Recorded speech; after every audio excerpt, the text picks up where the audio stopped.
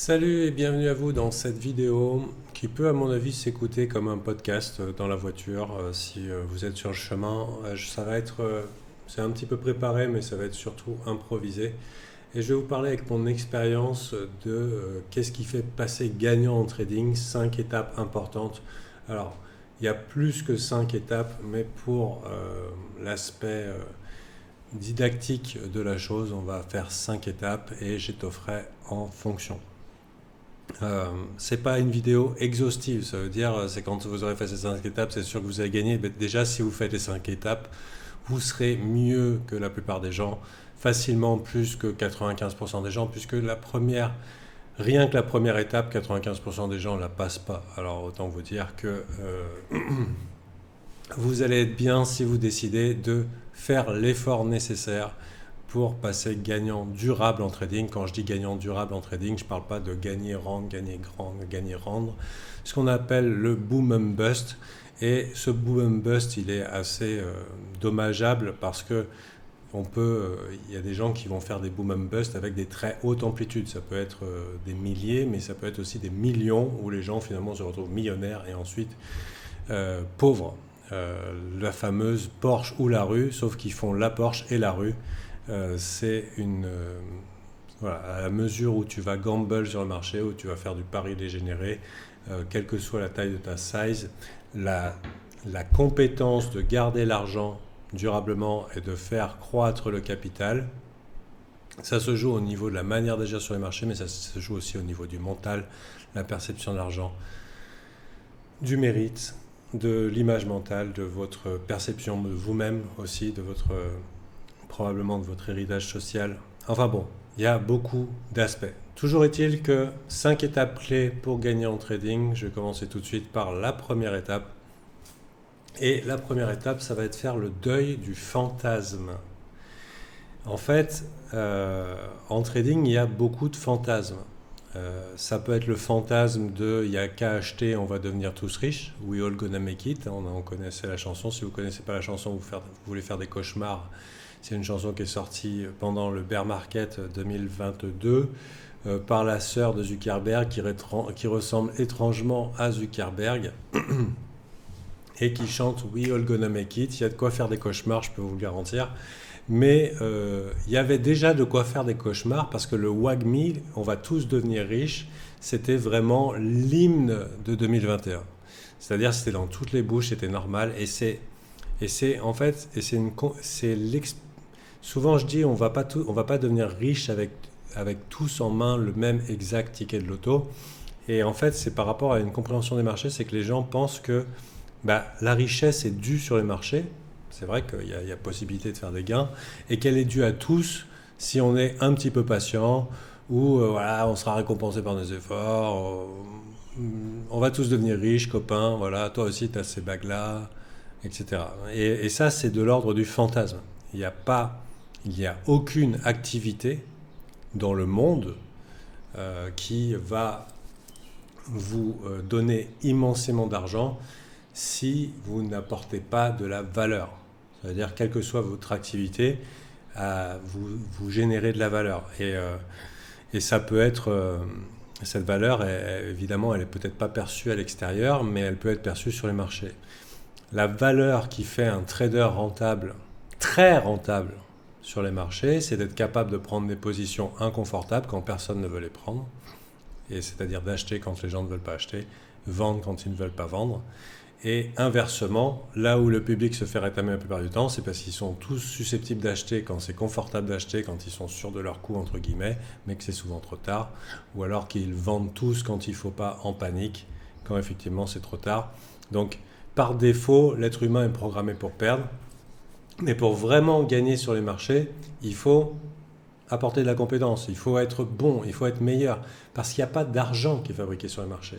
Pour qu'il y ait un millionnaire, il faut 1000 mecs qui perdent 1000 balles. Et plus encore si on considère les commissions. Donc c'est un jeu à somme nulle et c'est bien un jeu de compétition. Et c'est une compétition qui va confronter des gens qui sont totalement débutants, rêveurs, et qui pensent que vu que ce sont des gentilles personnes, et je suis sûr que ce sont des gentilles personnes, que vous êtes des gentilles personnes, que eux aussi ils ont le droit à leur place au soleil, que eux aussi ils ont le droit de participer à la belle histoire du devenir riche en achetant des bitcoins, et qu'ils ont juste à acheter, que eux aussi on va leur offrir leur place aux Hamptons ou à la Côte d'Azur, selon où vous vous situez géographiquement.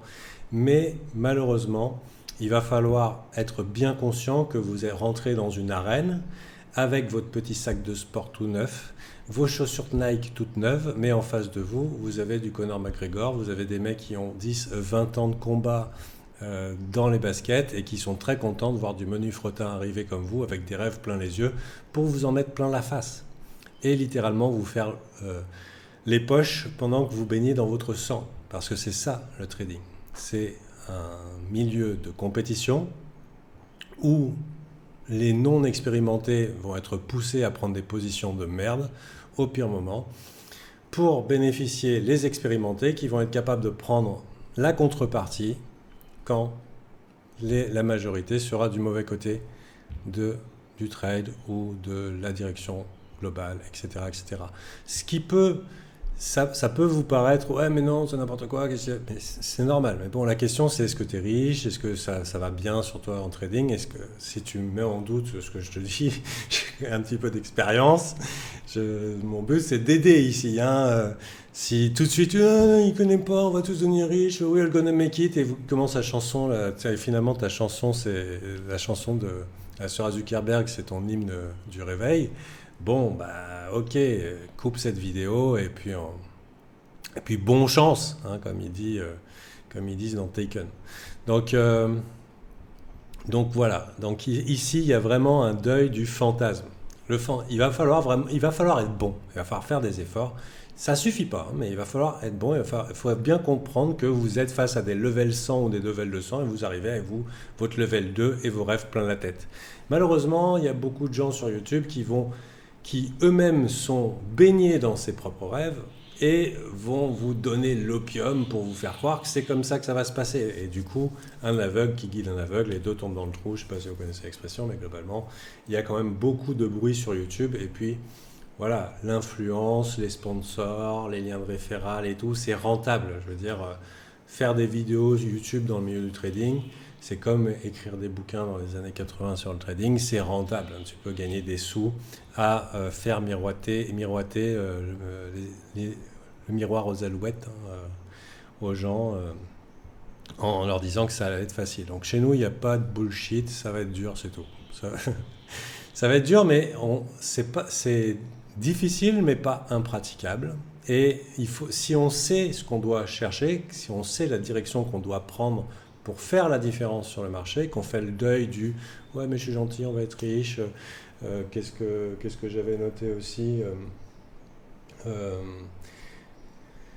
oui, l'argent facile, ouais le trading c'est argent facile, ouais j'ai gagné 10 000 balles en 2 jours et tout. Ben, le gars il gagne 10 000 balles en 2 jours, il croit que c'est un génie, 2 jours plus tard il perd 10 000 balles et il donne un petit peu de ce qu'il a gagné parce que vite gagné, vite perdu, il n'a pas la perception du gain, il n'a pas la perception de faire la différence entre ce qui est de la compétence ou de ce qui est... Attends, je vais mettre mes petites notes par là. Il n'a pas la différence entre faire qu'est-ce qui est de l'ordre de la compétence ou de la chance. Et puis, quand tu gagnes 10 000 balles, eh ben, tu les digères, entre guillemets. Ok, ça je dis 10 000 balles, mais ça peut être 100 000, ça peut être 1 million. Mais il y a comme ça des paliers d'accueil du capital à intégrer dans son trading et pas en se disant « mais dis donc, si je continue comme ça pendant 30 jours, je vais devenir plus riche qu'Elon Musk. » Et donc là, effectivement, c'est du fantasme. Voilà. C'est possible, même pour un débutant, d'être dans des trades gagnants, mais reproduire la chose durablement pendant des années, des mois, des années ou des décades, ça demande de la compétence et une maîtrise de soi au-delà de ce qui est imaginable quand on est débutant.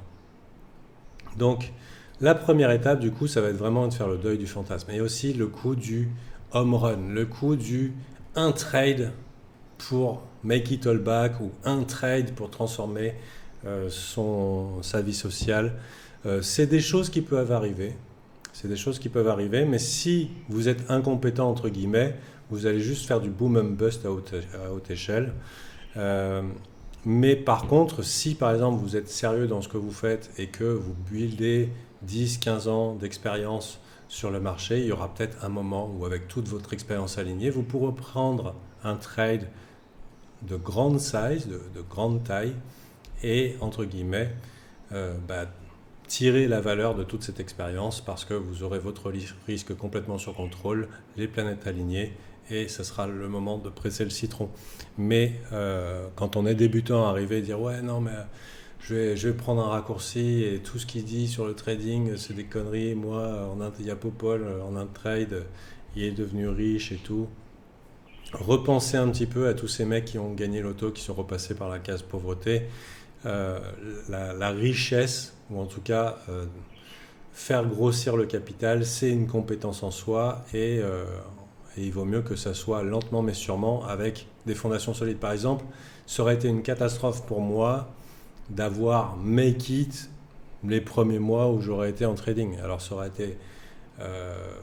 Il y a plusieurs choses. Il y aura probablement à cette époque-là, j'étais encore dans des phases d'autodestruction. Donc autodestruction avec des gros moyens, ça peut tourner dans ce que vous voyez un petit peu les dégénérés sur les réseaux sociaux, drogue, alcool, pute et autres orgies, si c'est la vie que vous voulez, pour finalement finir dans le caniveau ou alors en overdose ou autre. Enfin, je veux pas forcément tirer sur le négatif, mais voilà, il y a un moment où si on est dans une démarche de construction de soi, construction entre guillemets de richesse, de richesse, de valeur pour le bien des siens, de sa famille, de son avenir, il y a aussi un travail intérieur à faire. Mais bon, mais ça suffit pas de vouloir le bien de sa famille et tout, hein. Il faut aussi considérer que faire le deuil que ça vous sera offert sur un plateau parce que vous êtes une bonne personne. Ça aussi, c'est très difficile. Ouais, mais salaud de riches, les riches, c'est tous des pourris, mais moi, je suis gentil, je mérite de gagner, etc., etc. Pourquoi tu mérites de gagner ? C'est pas les bisounours ici. Il va falloir faire preuve de compétence, de précision et de contrôle de ce que tu perds et de contrôle de ce que tu gagnes. Donc voilà, à partir du moment où on arrête un petit peu les belles histoires et d'agiter le drapeau We all gonna make it, on peut commencer à faire les choses bien. La plupart des gens ne passent pas le stade du fantasme. Voilà. En général, le fantasme, les gens pensent que c'est par ça qu'on vit.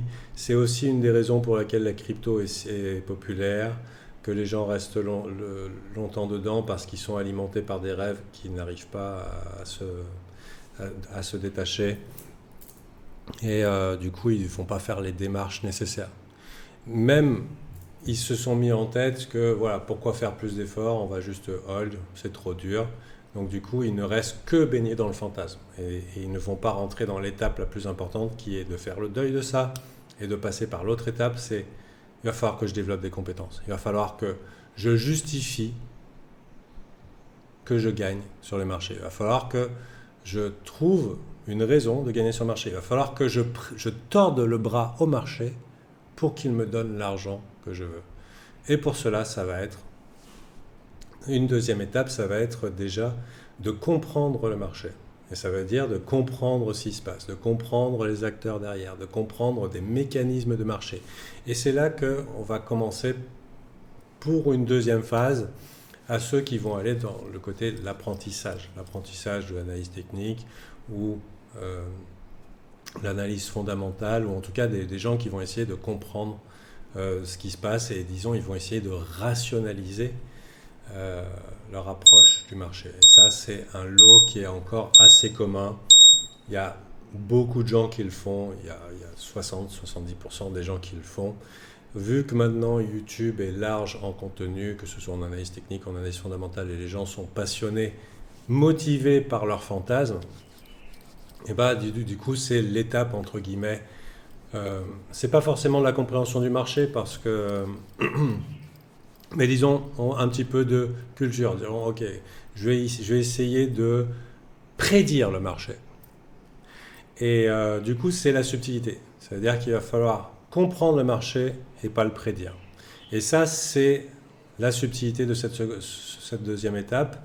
C'est que les gens qui vont rentrer dans des démarches d'apprentissage vont le faire pour prédire le marché et non pas le comprendre. Ou ne, et quand je dis comprendre le marché, c'est comprendre le marché, mais aussi comprendre l'activité de gagner sur les marchés. C'est-à-dire prendre de l'argent, c'est-à-dire d'avoir des entrées précises, des sorties précises, et de faire grossir votre capital. Ou de protéger votre capital des mauvais trades ou des mauvais investissements.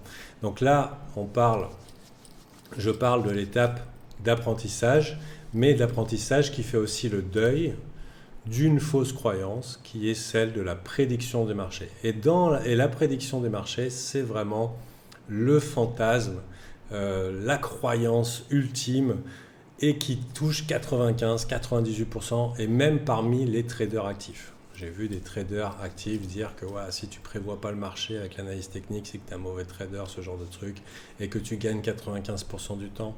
Et si tu gagnes pas, tu es à break-even 5% du temps. Donc les gars, personne trader très connu qui dit globalement 100% du temps, il gagne.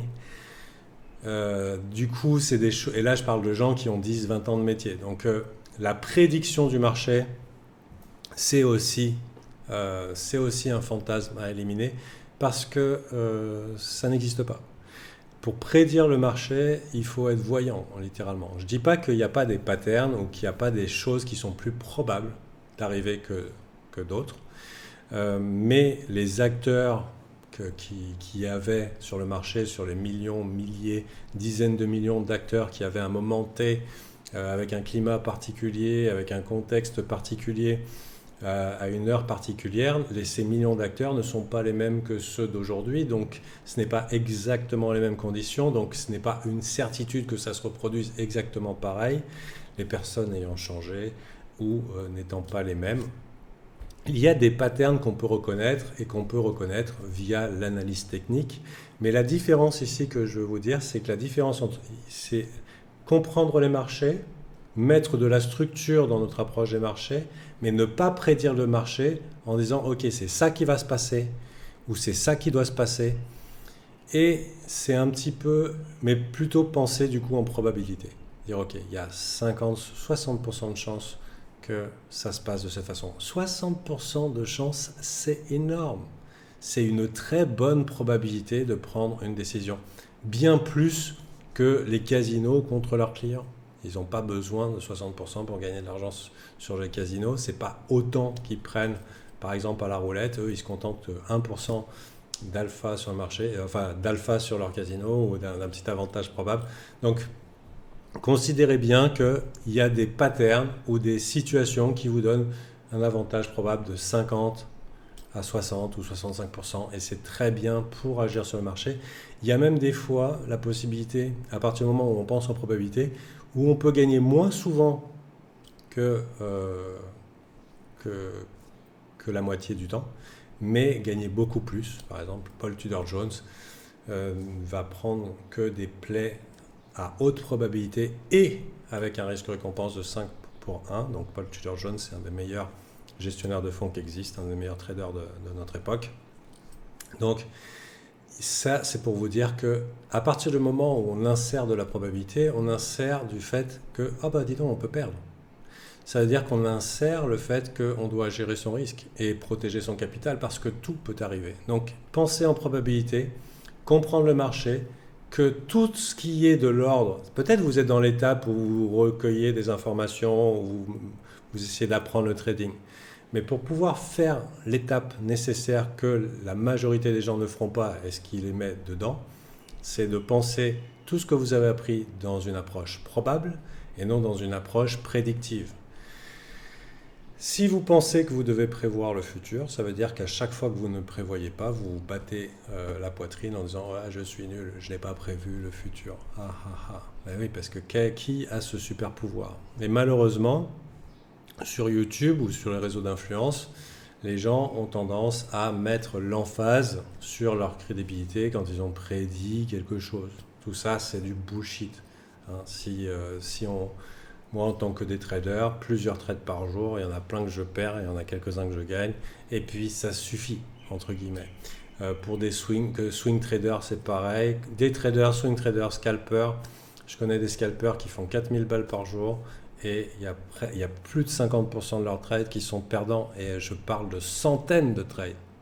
Voilà, donc c'est pas une histoire de prédiction, mais c'est une histoire de statistique. Et du coup, l'analyse prédictive, c'est du divertissement. Mais pour pouvoir gagner, il va falloir passer autre chose que du divertissement. Parce qu'il va falloir passer à la nouvelle étape, c'est de trouver un alpha sur le marché. L'alpha, c'est quoi? C'est l'avantage, c'est-à-dire l'anomalie, entre guillemets, qui va vous permettre de presser à votre avantage un gain sur le marché. Ça veut dire une chance que ce pattern se résolve plus souvent que cette façon, d'une façon que d'une autre, et qui va vous permettre de gratter des sous. Et du coup, vous allez commencer à passer dans un nouvel univers qui est celui de l'entreprise, entre guillemets. Ça veut dire dépenses, recettes. Voilà. Et plus seulement du gambling, du fantasme, du ticket de loto, et si j'ai de la chance moi aussi, allez, viens me donner les sous, Dieu de la chance. Donc là, on va passer à du business plan. Et c'est pour ça qu'on va parler de plan de trading. Business plan, ça veut dire il y aura des pertes, il y aura des gains. Et votre objectif, ça va être de minimiser vos pertes et maximiser vos gains. Et de faire en sorte de ne pas faire faillite. Tout aussi simplement que ça. Et du coup, ça devient une activité relativement compliquée, chiante. Donc il va falloir que vous trouviez votre alpha, entre guillemets, votre produit, si vous êtes dans une entreprise. Et ça, Alpha Team, c'est ce qu'on essaye de faire avec les gens, c'est de les aider à trouver leur alpha. On travaille des stratégies. Il y a des stratégies qui sont usées par le marché et qui ne fonctionnent plus. Comme quand il y a des niches qui sont usées dans certains domaines de l'entrepreneuriat et puis après qui ne fonctionnent plus. Donc on va mettre en place des démarches pour trouver l'avantage probable.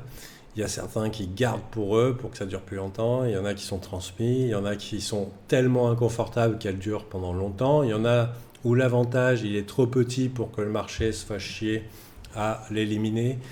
Mais sur la durée, ça marche très bien. Et il y a des alphas qui sont intenses. Ça veut dire que voilà, c'est quasiment 100% de réussite, mais ça dure 15 jours. Et dans ce cas-là, il faut vraiment avoir la compétence quand on voit cet avantage de pouvoir le presser rapidement. Et aussi être capable de faire le deuil quand ça ne marche plus.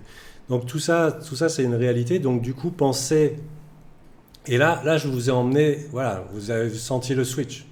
Ça veut dire, on va devenir riche, we're gonna make it. Je me forme, donc je dois gagner. Voilà. Je prédis le marché avec mon astrologie, entre guillemets. Donc tu vois, ça c'est tout le monde. Et ensuite passer à choses sérieuses. Capital, risque, avantage. Et à partir du moment où tu as un avantage et qu'il est statistiquement viable, c'est un avantage qui peut être présenté à des millionnaires, à des milliardaires, à dire ok, sur 200 000 trades sur une période de 6 mois, on a 3% de gains garantis, machin et tout, trucs comme ça, avec une variance de temps, etc. Et du coup, tu peux confier à des personnes qui te proposent ça, éventuellement, ton argent. Mais les gens préfèrent faire du YOLO, du petit bonheur la chance, en misant très gros, en serrant un petit peu les fesses, croisant les doigts et faisant quelques petites incantations aux divinités païennes. Du coup, voilà quoi. Donc on passe du coup à la partie pro, moins sexy. Et du oh putain, mais moi je suis pas venu pour travailler. Mais quoi, tu crois que l'argent va être servi sur un plateau? Il y a des gens dans la rue, ils tuent pour une cigarette que tu leur donnes pas ou pour 2 euros. Tu crois que sur les marchés, il y a des milliardaires chinois qui vont dire ok, vas-y, prends mes millions, mon copain, je vais te les donner gratos. Non, t'es là, t'es contre eux. Ils sont bien armés, ils ont les algos, ils lisent quasiment dans tes pensées.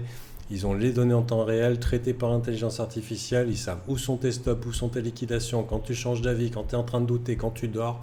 Et c'est à ce moment-là qu'ils prennent leurs décisions. Donc, autant te dire qu'il va falloir être plus motivé qu'eux.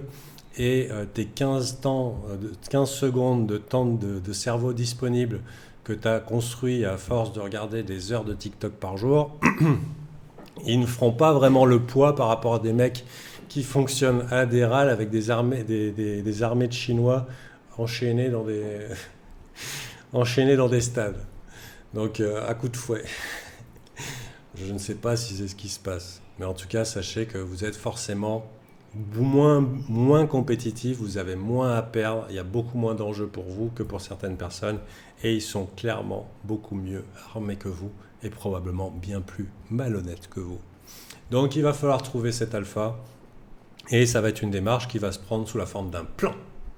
Un plan à suivre et à ne pas dévier. Et il y a de nombreuses déviations. Donc là, la partie numéro 4, il va falloir vivre par sa méthodologie. Il va falloir vivre par son plan. C'est-à-dire, c'est mon plan qui m'assure avec certitude et un nombre de trades suffisamment long la possibilité de survivre et de gagner. La possibilité de faire croître mon capital. Et ce plan, il est soumis à rude épreuve. Il est soumis à rude épreuve par les doutes. Donc ça va être au niveau du mental, par les erreurs d'exécution. Ah, je suis mal rentré, je suis mal sorti. Ah ben pourquoi je l'ai fait? Pourquoi? Les regrets, parce que de temps en temps, il y aura des séries de perdants, ce genre de choses.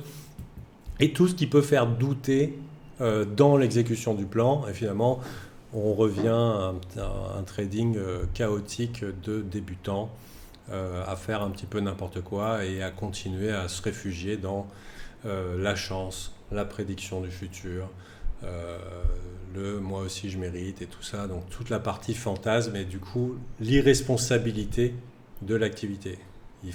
C'est difficile de passer définitivement dans la partie planification, exécution parfaite et jouer la probabilité sur le durée parce qu'il y a des aléas. Il y a des aléas qui se passent, ce sont des aléas. Oui, Trump a fait un tweet, ah bah oui, Trump a fait un tweet. Mais on s'en fout, puisque tu pouvais perdre. C'était juste un avantage statistique que tu avais. Et on n'a pas de contrôle sur les résultats statistiques. Quand tu jettes une pièce à pile ou face, c'est une chance sur deux. Tu ne contrôles pas le nombre de fois pile, le nombre de fois face. Si ta pièce est truquée, pareil. Donc, et si on joue à pile ou face et qu'on a une pièce truquée qui nous donne 60% du temps, est-ce que vous allez partir all-in à chaque fois? Non. Parce que si vous voulez être sûr de gagner, vous êtes obligé de contrôler la série de perdants. Mais malheureusement en trading, dès que les gens commencent à avoir un avantage statistique, ils ont envie d'augmenter la size, ils défoncent leur capital sur des aléas, sur des séries de perdants, et hop, tous ceux qui ont voulu bien faire, mais qui n'arrivent pas à se maîtriser dans la gestion du plan, parce qu'il y a l'alpha et la gestion du risque, ils se font rétamer comme tous les autres à la fin. Et tout ça, c'est déjà en train d'annoncer la 5e étape. C'est devenir maître de son mental, son mindset. Donc ça, c'est capital. Mais on est obligé de déjà passer par les autres étapes. Donc je vous rappelle, faire le deuil de tout ce qui est le fantasme, le home run, le raccourci, le on va tous gonna make it, etc. Comprendre le marché, ne pas le prédire, trouver des avantages probables, les presser sous la forme d'un plan, d'être très précis dans l'exécution de son plan, et ensuite devenir maître de son mental. Devenir maître de son mental, ça veut dire quoi? Ça veut dire que l'activité de trading est éprouvante. Vous risquez de l'argent. Donc, littéralement, vous avez un job ou une activité qui est plus dure que tout ce qui existe, que n'importe quelle activité. Même un joueur de foot professionnel qui va faire la finale de la Coupe du Monde, à la fin du match, il peut gagner 5 millions, il peut gagner 20 millions s'il gagne la Coupe du Monde. Je ne sais pas combien ils sont payés exactement parce que je m'en fous. Mais il n'y a aucun moment, les mecs qui perdent, on leur met un découvert sur leur compte en banque. Ils ne perdent pas d'argent. Nous, à chaque fois, entre guillemets, les gains sont remis potentiellement sur la table ou à risque. La ceinture du champion est potentiellement remise sur la table à chaque trade. Ça veut dire que tu peux avoir une série magnifique et pendant 2 ans, tu fais du trading genre mal et un jour, un tilt, tu détruis tout. tu détruis tout, t'es sous parce que ta femme t'a pris la tête ou que t'es mal comporté ou n'importe quoi.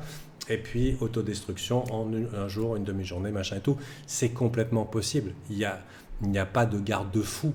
Il n'y a pas une équipe avec toi dans la salle qui te dit mais qu'est-ce que tu fais, Gabriel? Non. Du coup, seul face à soi-même, il suffit parfois que le Mr. Hyde se réveille et merci, au revoir, finito, pipo.